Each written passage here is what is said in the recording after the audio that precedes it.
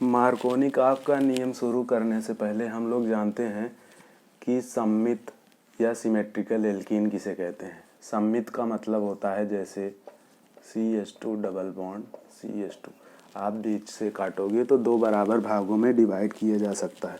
ठीक इसी प्रकार CH3 CH CH CH3, इसको भी बीच से काटोगे तो ये दो बराबर भागों में विभक्त किया जा सकता है। इस प्रकार की एल्कीन हो जाती हैं सममित एल्कीन। ठीक, फिर उसके बाद आते हैं असममित एल्कीन पर, जिनको दो बराबर भागों में नहीं बांटा जा सकता, उनको असममित एल्कीन कहते हैं। जैसे कि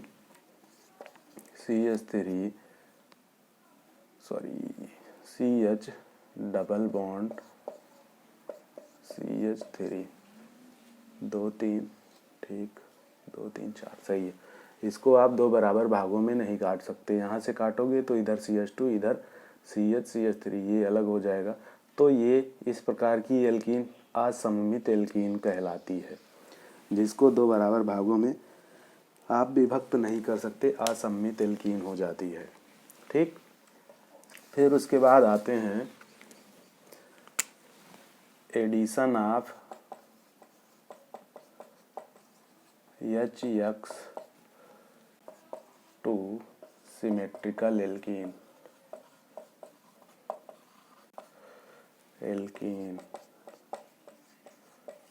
मान लीजिए ये CH2 डबल बॉन्ड CH2 है, इसमें HX ये हाइड्रोजन का परमाणु है, तो HX की जगह हम HCl HBr कुछ भी ले लेते हैं। हम लोग HBr ले रहे हैं। जब आप इसको जोड़ोगे तो अभिक्रिया में चाहे आप इधर H जोड़ दो CH3 CH2Br, चाहे यहाँ पर CH2Br CH3, दोनों एक ही यौगिक हैं। क्या नाम होगा? मेथ एथ ब्रोमोएथेन। ये भी एक ब्रोमोएथेन है, ब्रोमोएथेन, और ये भी ब्रोमोएथेन ही, दोनों सेम ही एल्किल हैलाइड बनते हैं, ब्रोमोएथेन। तो सिमेट्रिकल एल्कीन में जब आप HX या हाइड्रोजन हैलाइड जोड़ते हो तो एक ही प्रकार का यौगिक बनता है। ठीक, लेकिन जब आप असममित एल्कीन लेते हो, असममित एल्कीन, अब आते हैं हम लोग मार्कोनिकॉफ के नियम के लिए। जैसे असममित alkene CH2 double bond CH3, ठीक, इसमें अगर आप HX या HBr जोड़ते हो हाइड्रोजन हैलाइड, तो मार्कोनिकॉफ का नियम कहता है कि ये जो निगेटिव पार्ट है ये प्लस होगा H प्लस और ये H माइनस। मार्कोनिकॉफ का नियम कहता है कि जो निगेटिव हिस्सा होता है वो उस कार्बन पर जुड़ता है जिस पे हाइड्रोजन की मात्रा कम होती है। कहने का मतलब ये Br उस कार्बन पर जुड़ेगा जिस पे हाइड्रोजन की मात्रा कम होगी। जैसे यहाँ पर कितने हाइड्रोजन है? 2। यहाँ पर कितने हाइड्रोजन है? 1। तो Br यहाँ पे आके जुड़ जाएगा और ये क्या बन जाएगा? CH3। दोनों का एक एक बॉन्ड हम लोग खोलेंगे। ये बॉन्ड जो है यहाँ से खोल देंगे साइड में। तो कह रहे हैं कि निगेटिव पार्ट वहाँ पर जाएगा जहाँ पर हाइड्रोजन की मात्रा कम होगी, ये यहाँ पर आ जाएगा, और H प्लस कहाँ पर चला जाएगा? यहाँ पर।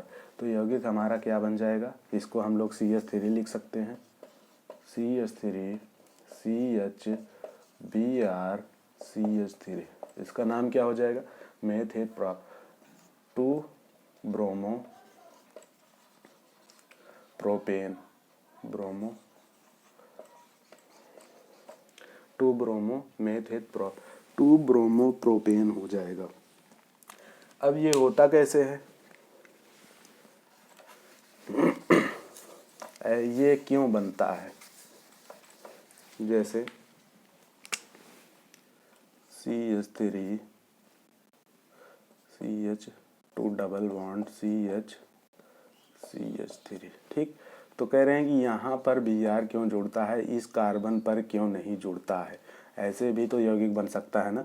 CH Br और यहाँ पर CH2 CH3, ये भी तो बन सकता है, लेकिन ये क्यों नहीं बनता है या कम मात्रा में क्यों बनता है? ये क्यों बनता है CH3 CH2 Br CH3, ये बनता है मार्कोनी-काफ के नियम के अनुसार।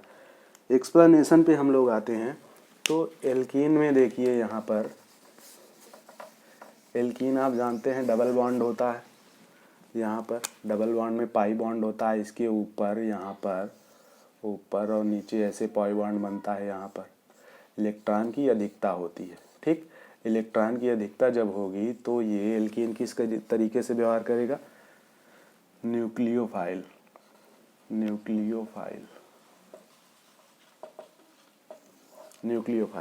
इलेक्ट्रॉन जहाँ पर होते हैं न्यूक्लियोफाइल। अगर इलेक्ट्रॉन की कमी जहाँ पर होती है, जैसे कि हम लोग एल्डिहाइड्स वगैरह पढ़ते हैं, तो यहाँ पर देखिए एल्डिहाइड या कीटोन में इस पे क्या होता है? थोड़ा सा निगेटिव चार्ज आ जाता है, ये इधर से जाता है, इलेक्ट्रॉन शिफ्ट होकर यहाँ में माइनस आ जाता है, इससे प्लस आ जाता है। तो एल्डिहाइड और कीटोन कैसा व्यवहार करते हैं? इलेक्ट्रोफाइल की तरह। तो यहाँ पर कोई भी रिएजेंट जब अटैक करेगा तो निगेटिव वाला पहले अटैक करेगा, यहाँ पे जाके जुड़ जाता है, इलेक्ट्रॉन की कमी क्योंकि यहाँ पर रहती है। लेकिन जब एल्कीन में हम देखेंगे तो इसके पास इलेक्ट्रॉन की अधिकता रहती है। कहने का मतलब इस पे सबसे पहले रिएजेंट का वो हिस्सा अटैक करेगा जिस पे इलेक्ट्रॉन की मात्रा क्या होगी? कम, जैसे H प्लस Br-। तो यहाँ पर H प्लस के पास इलेक्ट्रॉन नहीं रहते हैं, तो ये पहले आके यहाँ पर एल्कीन पे जुड़ेगा, ठीक। H प्लस आके जुड़ेगा। अगर यहाँ पर इलेक्ट्रॉन की कमी होती तब ये Br- आके जुड़ता, जैसे कि एल्डिहाइड और कीटोन्स में। फिर आते हैं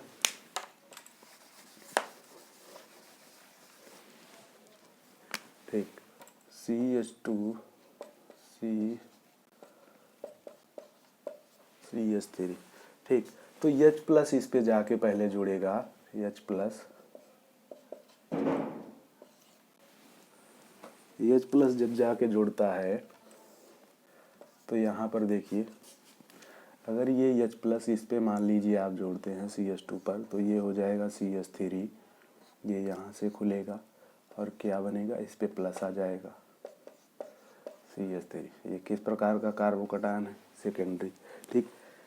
तो H प्लस जब यहाँ पे आके जुड़ेगा तो सेकेंडरी कार्बोकैटायन आ जाता है। लेकिन अगर H प्लस आप यहाँ पर जोड़ेंगे, यहाँ पे जोड़ते हैं हम लोग, यहाँ पे इस कार्बन पे, तो कैसे होगा? CH2 प्लस इधर वाला खुलेगा, इसको CH2, एक हाइड्रोजन जुड़ रहा है, CH3। किस प्रकार का कार्बोकैटायन है? प्राइमरी। और आप जानते हैं कि सेकेंडरी कार्बोकैटायन ज़्यादा अस्थायी होता है प्राइमरी की तुलना में, क्योंकि इसको 2 ग्रुप इलेक्ट्रॉन दे रहे हैं, सपोर्ट कर रहे हैं, इसमें एक ही ग्रुप सपोर्ट कर रहा है, तो ये कम अस्थायी होगा। सेकेंडरी कार्बोकैटायन ज़्यादा अस्थायी होता है प्राइमरी से, ठीक। तो ये वाला ज़्यादा बनेगा, H प्लस इस वाले कार्बन पे आके जुड़ेगा, ठीक। तो H प्लस जुड़ने के बाद अब H प्लस जुड़ गया, अब क्या बचता है? Br-। अब ये कहाँ पे जाके जुड़ेगा? यहाँ पे आके जुड़ जाएगा। तो यौगिक आपका क्या बन जाएगा? CH3 CH Br CH3। यही मार्कोनी-काफ का नियम कहता है कि निगेटिव पार्ट, ये निगेटिव पार्ट था ना, कहाँ पे जाके जुड़ता है? उस कार्बन पर जिस पर हाइड्रोजन की मात्रा क्या होती है? कम होती है, ठीक। एक बार फिर से करते हैं। CH3 एक सेकेंड में बार CH3 लिख देता हूँ, double bond CH3 H Br। अब डायरेक्टली आप Br यहाँ पे लेके जोड़ देंगे, H प्लस यहाँ पे, ठीक। CH3 CH Br CH3 क्यों बनता है? क्योंकि H प्लस पहले जब जुड़ता है, H प्लस जब पहले जुड़ता है तो यहाँ जुड़ने से सेकेंडरी कार्बोकैटायन, द्वितीय कार्बोकैटायन बनता है, जो कि अस्थायी होता है। इसीलिए फिर निगेटिव पार्ट जो है अस्थायी कार्बोकैटायन पे यहाँ पे जाके जुड़ जाता है और ये यौगिक आपका बन जाता है। इसका प्रयोग हम लोग किस में करते हैं? मार्कोनिक of secondary alkyl halide, alkyl KY alkyl halide के निर्माण में करते हैं। ठीक, और ख़ास बात नोट करने के लिए यह है कि मार्कोनिक ऑफ नियम केवल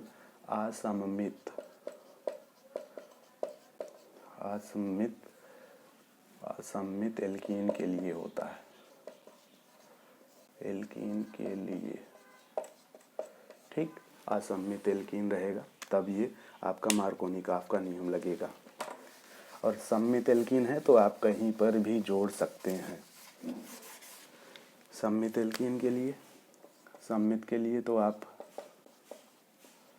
कहीं पर भी, चाहे H यहाँ पर जोड़े, चाहे यहाँ पर, चाहे Br यहाँ पर जोड़े, चाहे यहाँ पर, दोनों एक ही प्रकार का यौगिक बनेगा। ठीक, फिर उसके बाद किसी अन्य वीडियो में हम लोग प्रतिमार्कोनिक ऑफ नियम की बात करेंगे।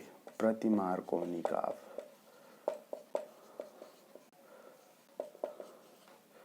एंटी मार्कोनिक ऑफ, इसमें क्या होता है, ये असममित एल्कीन के लिए ही होता है CH3। लेकिन इसमें क्या होता है कि ये जो Br होता है यहाँ पर ना जुड़ के निगेटिव पार्ट यहाँ पे आके जुड़ेगा। ठीक, और यौगिक क्या बन जाएगा, यहाँ पे जब आके जुड़ेगा तो आपका यौगिक बन जाएगा CH2Br CH2CH3। लेकिन उसमें क्या होता है कि HBr के साथ में पराक्साइड भी लिया जाता है, पराक्साइड। ठीक, तो प्रतिमार्कोनिक ऑफ, अगर आपको कोई अभिक्रिया दी गई है जैसे CH2 double bond CH CH3 और यहाँ पर सिंपली HBr लिखा हुआ है, तो आप मार्कोनिक ऑफ नियम लगाएंगे। मार्कोनिक ऑफ नियम का मतलब Br यहाँ पर जोड़ देंगे, H यहाँ पर। लेकिन अगर यहाँ पर पराक्साइड भी लिखा हुआ है तो ठीक उल्टा कर देंगे, तब Br यहाँ पर जोड़ देंगे और H यहाँ पर। ठीक, वो प्रतिमार्कोनिक ऑफ नियम हो जाएगा। उसको फिलहाल हम लोग डिटेल में एक्सप्लेन करेंगे, प्रतिमार्कोनिक ऑफ नियम।